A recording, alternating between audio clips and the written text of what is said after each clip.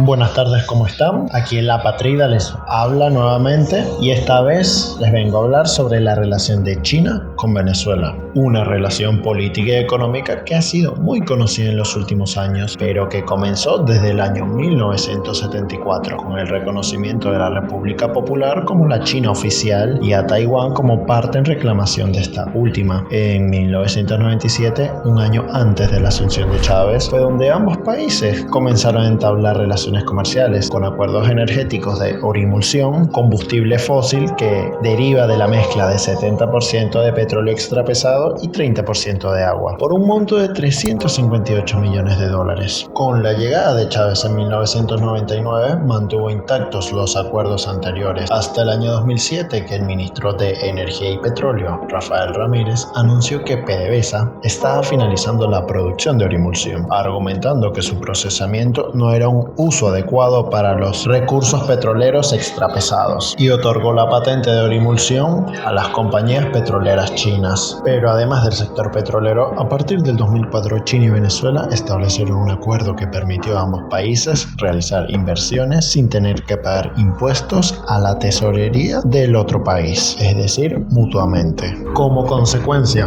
para 2005 Venezuela era el destino de más de $1.000 millones en inversión directa de China, más que cualquier otro país latinoamericano para ese entonces, con empresas operando sectores petroleros, construcción de ferrocarriles, minería, infraestructura, telecomunicaciones, producción de electrodomésticos y agricultura, entre otros. Luego, como política de relaciones internacionales, en el año 2005 Venezuela suspende el tradicional acuerdo de cooperación militar que tenía con Estados Unidos, retirando así la oficina militar norteamericana del fuerte Tiuna de Caracas. En 2007 se crea el Fondo Conjunto China-Venezuela, donde se intensificaron las compras de bienes chinos por más de $4.000 millones. Por lo tanto, se dio paso a una relación más allá de lo comercial. El Fondo Conjunto China-Venezuela le permitió a Venezuela recibir préstamos de China en tramos de $5.000 millones y pagarlos con envíos de petróleo crudo. El total aproximado de deuda contraída por Venezuela está estimada entre $50.000 y $60.000 millones, de los cuales en la actualidad Venezuela ha pagado $30.000 millones. Ahora bien, las inversiones utilizadas por Venezuela con la línea de crédito dada por China ha consistido en la creación de empresas públicas como por ejemplo Betelca y la electrónica Orinoquia, empresas dedicadas a la fabricación de teléfonos y líneas GSM, y entre otros proyectos financiados fueron la construcción y expansión de las líneas de metro en las ciudades de Valencia y Maracaibo, la construcción de viviendas con la ya famosísima Gran Misión Vivienda Venezuela y el establecimiento de empresas chinas de ensamblaje como Yutong, línea de autobuses, y Chery, línea de automóviles estatal. Y no olvidarse de los proyectos espaciales realizados, con la puesta en órbita de 3 satélites, uno para comunicaciones y los últimos para capturar imágenes satelitales. Y ahora bien, en términos económicos, China se ha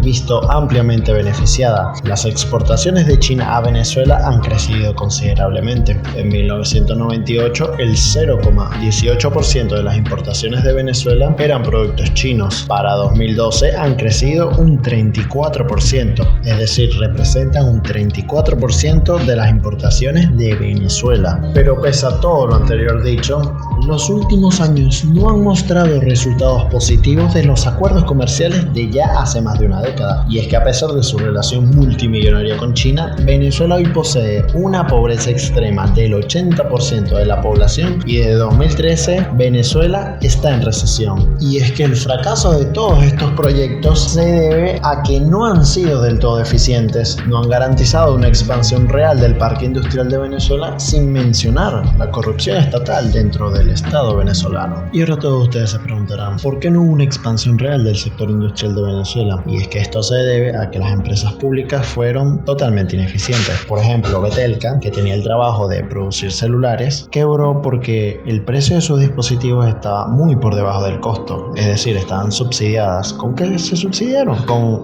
barril de petróleo y barril de petróleo. Lo mismo sucedió con el sector energético, con el sector gasífero y con las demás empresas públicas. Y es por eso que todas las empresas empresas públicas o todos los proyectos realizados fueron un fracaso. Y aquí hago entre paréntesis. Cuando me refiero a algo pagado por barril de petróleo, me refiero a que la mayoría o a todos los subsidios económicos dados por el Estado venezolano fueron financiados por el altísimo precio que tenía el barril de petróleo en aquella época. De ahí era que se financiaban todos esos subsidios económicos. Y además que hubieron muchas obras públicas que quedaron sin terminar. Por mencionar algunos casos, la descontaminación del río Guaire de Caracas, la renovación de equipos en la represa o central hidroeléctrica Simón Bolívar, en la culminación de proyectos de metro de Maracay y entre otras más. Y esto último sin mencionar que hubieron muchas calles que no fueron asfaltadas en pequeños pueblos en el interior o incluso en las grandes ciudades hay muchas calles que quedaron sin un buen mantenimiento o un buen asfalto. Por eso es muy común escuchar en Venezuela que la mayoría de las calles están sin pavimentar o que tienen muchos huecos en las avenidas rápidas, las autopistas, y eso es una gran estafa hecha por